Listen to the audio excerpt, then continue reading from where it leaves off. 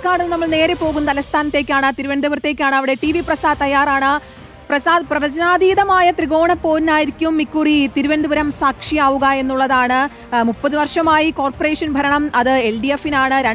രണ്ട് വർഷം പ്രതിപക്ഷത്ത് വന്നത് BJP ആണ്. അതുകൊണ്ട് തന്നെ UDF-ന് ഇക്കുറി നിർണായകമാണ്. കെ ശബരിനാഥിനെ ആദ്യം തന്നെ രംഗത്തിറക്കി വലിയൊരു പടയുമായുള്ള തെരഞ്ഞെടുപ്പ് പ്രചാരണമൊക്കെയാണ് നമ്മൾ കണ്ടത്. അപ്പോൾ 3 മുന്നണികൾക്കും നിർണായകമാണ് ഇക്കുറിയുള്ള ഈ തെരഞ്ഞെടുപ്പ്. അപ്പോൾ എത്രത്തോളം പ്രതീക്ഷയിലാണ് മുന്നണികൾ? ഓരോരുത്തരുടെയും പ്രതീക്ഷകളും വിലയിരുത്തലുകളും ഏത് രീതിയിലാണ് പ്രസാദ്? ഗുഡ് മോർണിംഗ് ആര്യ, കീർത്തന, ശ്രുതി. പറഞ്ഞതുപോലെ ഏറെ പ്രധാനപ്പെട്ട എല്ലാവരും ഉറ്റുനോക്കുന്ന ഒരു തെരഞ്ഞെടുപ്പ് ഫലം അത് തിരുവനന്തപുരം കോർപ്പറേഷനിലേത് തന്നെയാണ്. അതിന്റെ വോട്ടിംഗ് കേന്ദ്രത്തിലാണ് ഞാനിപ്പോൾ നിൽക്കുന്നത്. തിരുവനന്തപുരം നാലാഞ്ചിറയിലുള്ള മാറിവാനിയസ് കോളേജിലാണ് വോട്ടിംഗ് കേന്ദ്രങ്ങൾ. ഇവിടെ ഞാൻ നിൽക്കുന്ന വോട്ടിംഗ് കേന്ദ്രത്തിൽ 32 മുതൽ 76 വരെ വാർഡുകളുടെ കൌണ്ടിംഗ് ആണ് ഇവിടെ നടക്കുന്നത്. അതുപോലെ തന്നെ മറ്റ് 2 കൌണ്ടറുകൾ ഇവിടെ തൊട്ട് അടുത്ത് തന്നെയുണ്ട്. നേരത്തെ പറഞ്ഞതുപോലെ CPIM-ഉം BJP-യും നേരിട്ട് മത്സരിക്കുന്ന ഒരു കോർപ്പറേഷനാണ് തിരുവനന്തപുരം. പക്ഷേ ഇത്തവണ മറ്റൊരു പ്രത്യേകത കൂടിയുണ്ട്.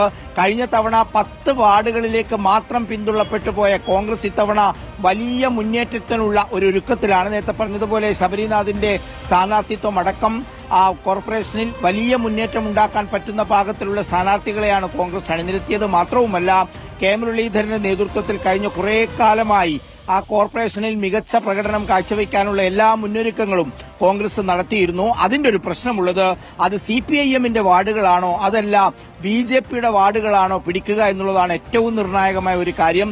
എല്ലാവർക്കും ആത്മവിശ്വാസമുണ്ട്, ഒപ്പം വലിയ അങ്കലാപ്പിലുമാണ് എല്ലാവരും എന്നുള്ളതാണ്. കാരണം ആ 101 വാർഡുകളിൽ 100 വാർഡുകളിലേക്ക് മത്സരം നടക്കുമ്പോൾ 100 വാർഡുകളിലെ വോട്ടെണ്ണൽ നടക്കുമ്പോൾ അത് ആരെ തുണക്കും എന്നുള്ളത് ഏറെ പ്രധാനപ്പെട്ടതാണ്. കഴിഞ്ഞ തവണ 50-ലേറെ സീറ്റുകളുമായിട്ടാണ് LDF അധികാരത്തിലേക്ക് വന്നത്.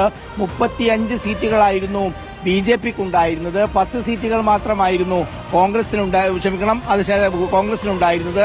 ബാക്കി കുറച്ച് സ്വതന്ത്രന്മാരുണ്ടായിരുന്നു. ഇത്തവണ 50-ൽ നിന്ന് താഴേക്ക് CPIM വരുമോ എന്നുള്ളതാണ്. നേതാക്കളോട് സംസാരിക്കുമ്പോൾ അവർ ഉറപ്പിക്കുന്ന സീറ്റുകൾ 38 ആണ്. അതായത് 100-ൽ കുറവ് ഭൂരിപക്ഷം കിട്ടാനിടയുള്ള സീറ്റുകളെയെല്ലാം തോറ്റ സീറ്റുകളായി പരിഗണിച്ചുകൊണ്ട് കണക്ക് കൂട്ടിയപ്പോഴാണ് 38 എന്ന കണക്കിലേക്ക് എത്തുന്നത്. അങ്ങനെ 38 മുതൽ 70 വരെയുള്ള കണക്കെന്നൊക്കെയാണ് CPIM പറയുന്നത്. അതേ ആത്മവിശ്വാസം BJP-യും പങ്കുവയ്ക്കുന്നു. അവർ ഏതാണ്ട് 50-നടുത്ത് സീറ്റാണ് അവരവരുടെ കണക്കായി പറയുന്നത്. പക്ഷേ കോൺഗ്രസിന്റെ കണക്കാണ് ഞെട്ടിക്കുന്നത്. 30 വരെ സീറ്റുകൾ കിട്ടിയേക്കാമെന്നാണ് കോൺഗ്രസ് പറയുന്നത്. എന്തായാലും കഴിഞ്ഞ തവണ കിട്ടിയതുപോലെ കോൺഗ്രസിന് 10 അല്ല. അങ്ങനെയെങ്കിൽ ഞാൻ നേരത്തെ പറഞ്ഞതുപോലെ ബാക്കിയുള്ള സീറ്റുകൾ ആരുടെ പിടിക്കും എന്നുള്ളതാണ് ഏറ്റവും നിർണായകമായ കാര്യം. നമ്മൾ നേരത്തെ കണ്ടതുപോലെ തെരഞ്ഞെടുപ്പ് നടക്കുന്നതിന് എത്രയോ മുമ്പ് തന്നെ ഒരുപാട് വിവാദങ്ങൾ നിറഞ്ഞിരുന്ന കോർപ്പറേഷനായിരുന്നു തിരുവനന്തപുരം കോർപ്പറേഷൻ. ഒരു നിയമസഭാ തെരഞ്ഞെടുപ്പിന്റെ മത്സരഫലത്തെക്കാളും ആവേശമുള്ള തെരഞ്ഞെടുപ്പ് ഫലമാണ് തിരുവനന്തപുരം കോർപ്പറേഷനിൽ വരാൻ പോകുന്നത് എന്നുള്ളത് വ്യക്തമാണ്. അതുകൊണ്ട് തന്നെ തിരുവനന്തപുരം കോർപ്പറേഷനിലെ ഫലം എല്ലാവരും ഉറ്റുനോക്കുന്നു എന്നുള്ളതാണ്. വലിയ പോരാട്ടം നടന്ന ഒരു കോർപ്പറേഷനാണ് തിരുവനന്തപുരം കോർപ്പറേഷൻ. BJP-ക്കുണ്ടായ ഒരു പ്രതിസന്ധി എന്ന് പറയുന്നത് ആ തിരുമല അനിലിന്റെ ആത്മഹത്യ, ഒപ്പം സ്ഥാനാർത്ഥിത്വം കിട്ടാത്തതിന്റെ പേരിലുള്ള ആനന്ദിന്റെ ആത്മഹത്യ. ഇത് രണ്ടും ആ പാർട്ടിയെ വല്ലാതെ കുഴക്കിയിരുന്നു.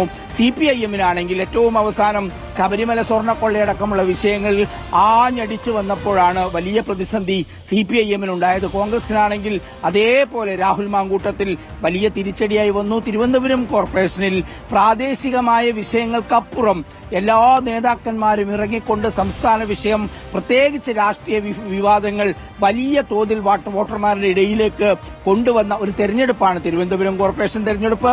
അതുകൊണ്ട് തന്നെ രാവിലെ 8 മണിക്ക് തുടങ്ങി 8:20 ആദ്യ ഫലസൂചനകൾ വന്നു തുടങ്ങുമ്പോൾ ഏതൊക്കെ വാർഡുകളിൽ ആരൊക്കെ മുന്നിട്ട് നിൽക്കും എന്നുള്ളത് ഏറ്റവും പ്രധാനമാണ്. വരുന്ന നിയമസഭാ തെരഞ്ഞെടുപ്പിന്റെ തൊട്ടു മുമ്പുള്ള തിരുവനന്തപുരം കോർപ്പറേഷന്റെ റിസൾട്ട് എന്നുള്ളത് അത് ജയിക്കുന്ന മുന്നണിക്ക് ആത്മവിശ്വാസം പകരുന്നതാണ്. പ്രത്യേകിച്ച് ഇടതുപക്ഷം തന്നെ തുടരുകയാണെങ്കിൽ അവർക്കൊരു ആത്മവിശ്വാസമുണ്ടാകും. 35 സീറ്റിൽ നിന്ന് കയറി വരാൻ BJP-ക്ക് കഴിയുകയാണെങ്കിൽ അവരുടെ കോൺഫിഡൻസ് ലെവൽ വളരും. ഇനിയിപ്പോൾ ശക്തമായ ത്രികോണ മത്സരം എന്ന രീതിയിലേക്ക് മാറി 35-30 ആ രീതിയിലാണ് സീറ്റുകൾ കിട്ടുന്നതെങ്കിൽ ആർക്കും സ്വന്തം ഭരിക്കാൻ പറ്റാത്ത സാഹചര്യമുണ്ടാകും. അപ്പോൾ സ്വതന്ത്രന്മാർ കരുത്തന്മാരാകും. മാത്രമല്ല 2 പാർട്ടി ലോക്കൽ കമ്മിറ്റി അംഗങ്ങൾ റിബലായി മത്സരിച്ച ഒരു തെരഞ്ഞെടുപ്പാണ് CPIM-നെ സംബന്ധിച്ച് ഇത്തവണത്തെ കോർപ്പറേഷൻ തെരഞ്ഞെടുപ്പ് എന്നുള്ളതും ശ്രദ്ധേയമാണ്. അതുകൊണ്ട് തിരുവനന്തപുരം കോർപ്പറേഷനിലെ റിസൾട്ട് അത് ഏവരും ഉറ്റുനോക്കുന്നതാണ്. എന്താകും എന്നറിയാനാണ് ഏവരും കാത്തു നിൽക്കുന്നത്. തീർച്ചയായിട്ടും ആ കാത്തിരിപ്പ് ഇനി മണിക്കൂറുകൾക്കുള്ളിൽ നമുക്ക് അറിയാൻ കഴിയും.